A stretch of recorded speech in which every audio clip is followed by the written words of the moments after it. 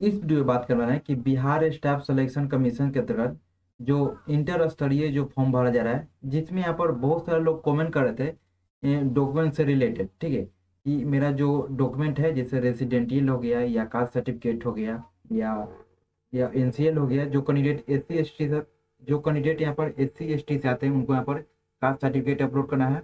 और जो यहाँ पर कैंडिडेट ओबीसी से आते हैं उनको एनसीएल सर्टिफिकेट यहाँ पे अपलोड करना है। तो यहाँ पे बात करने वाला है कि अगर आप पुराना यहाँ पर 1 साल 2 साल पुराना डॉक्यूमेंट अपलोड कर दिए हैं तो उसके अकॉर्डिंग यहाँ पर क्या फॉर्म में कोई दिक्कत आएगा या रिजेक्ट होगा एक्सेप्ट होगा, इसके लिए हम बात करेंगे। तो चैनल पर बने रहें, चैनल पर नए हैं तो चैनल को सब्सक्राइब कर लीजिए और भी इस तरह से डेली अपडेट देखने के लिए। तो सबसे पहले इसका हम नोटिफिकेशन के माध्यम से बताने वाले हैं। ठीक है, ये नोटिफिकेशन में क्या लिखा गया है कि अगर आप पुराना अपलोड कर दिए जैसे एनसीएल सर्टिफिकेट हो गया, जो कैंडिडेट ओबीसी से थे, अगर मान लिया पुराना ओबीसी अपलोड कर दिए 1 साल 2 साल पुराना, तो क्या उसके रिगार्डिंग क्या आपको यहाँ पर बताया गया है, यहाँ पर बताने वाले हैं। तो जैसा कि देख रहे हैं इसका नोटिफिकेशन डाउनलोड किए। नोटिफिकेशन डाउनलोड करने के बाद यहाँ पर देखिए पेज नंबर 3 में आना है। ठीक है, ये नोटिफिकेशन आपको विज्ञापन देखने में बिहार कर्मचारी चयन इंटर स्तरीय पदों के लिए। तो यहाँ पर सबसे पहले पेज नंबर 3 में आना है। ठीक है, और 3 में आने के बाद यहाँ पर देखिए नीचे दर्शाया गया है। सबसे पहले ऊपर में बताया है कि ऑनलाइन आवेदन पत्र में दावा किए गए आरक्षण श्रेणी में किसी भी परिस्थिति में परिवर्तन नहीं किया जाए। ठीक है, अगर आप एक बार ऑनलाइन करते समय यहाँ पर अपना कैटेगरी चूज कर लेंगे तो उस वक्त आपको चेंज नहीं किया जाएगा, जैसे कि यहाँ पर बताया गया है। तथा इस संबंध में किसी भी आवेदन पत्र विचार नहीं किया जाए। ठीक है, गलत आरक्षण का दावा करने पर उन्हें अनारक्षित श्रेणी में माना जाएगा।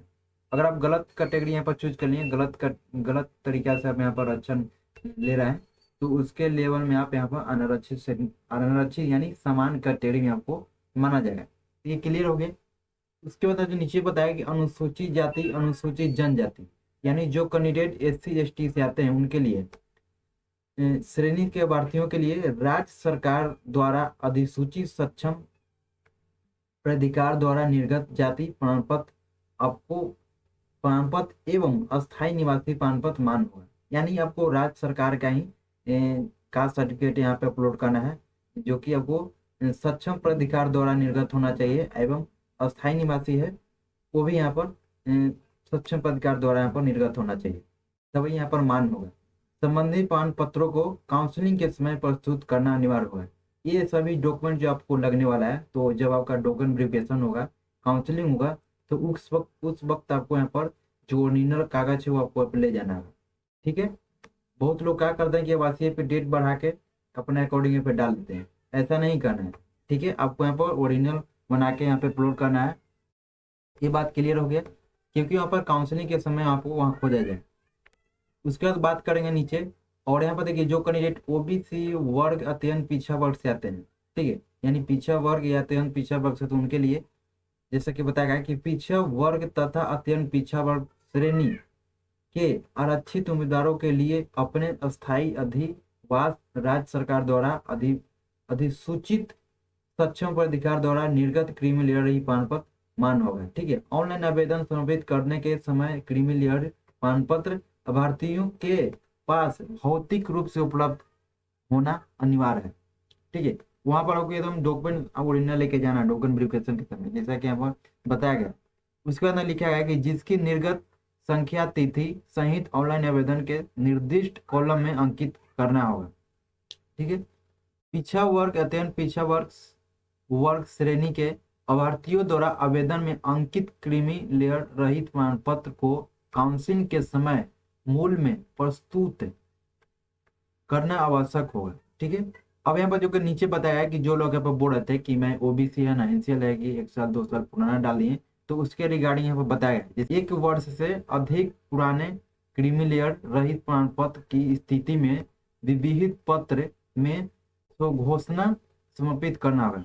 ठीक है, जैसा कि यहाँ पर क्लियर लिखा गया कि अगर आप यहाँ पर जो कैंडिडेट यहाँ पे ओबीसी से आते हैं, जो उनको एनसीएल लगने वाला, अगर वो 1 साल से ज़्यादा उनको बना हुआ एनसीएल सर्टिफिकेट है, ठीक है, 1 साल से बहुत पहले का बना हुआ है, ठीक है, अगर 1 साल से ज़्यादा उनको पुराना है, तो उसके रिगार्डिंग यहाँ पर बताया है कि उस लेवल में आपको एक विविध यानी घोषणा आपको पत्र यहाँ पर समर्पित करना होगा, जैसा कि लिखा गया है। ठीक है, कि क्रीमी लेयर प्रभाव की स्थिति में विविध पत्र फॉर्म नंबर इतना इतना आता है, पर पत्र इतना, इसको आपको फॉर्म को लेकर और घोषणा समर्पित करना है, तो ये बता दिए।